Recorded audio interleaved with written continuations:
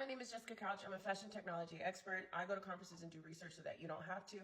In my spare time, I also teach about fashion technology because I am super passionate about it. But what I've noticed is that they're not preparing students, they're not preparing the workforce for how fashion is integrating with technology. And so today I'm going to give you a mini crash course. To keep this video short, we're going to go over 3 technologies today that are integrated in fashion, why they matter to you, some of the caveats, and how you need to be prepared for them to integrate in your business and in your future career. The first one is going to be 3D fashion design. Now, you're already learning a 3D tools such as Browseware, Tech, or Clo 3D. It's super important that you get really familiar with this.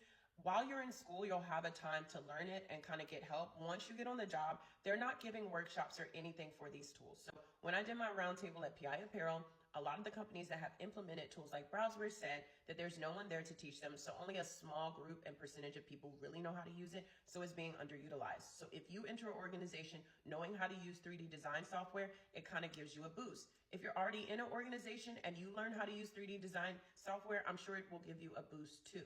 The only caveat with 3D design software is if you use the avatars that come with the program, you're most likely going to have to fit and refit over and over again. This is because those avatars were not built on anatomically correct bodies. They're actually built on game system rigs, and gaming systems use anything to build people, so they're not going to be fitted for actual human bodies. But there's a workaround for this, and there's also companies trying to solve this. Number 2 is going to be Gen AI. So how is Gen AI changing fashion? Well, a bunch of ways, and it's not just chatbots. Gen AI is actually finding ways to replicate designs that you already have, patterns that you already have, and create new designs. Now, this is great in essence for brainstorming or trying to think about what would be best for a collection.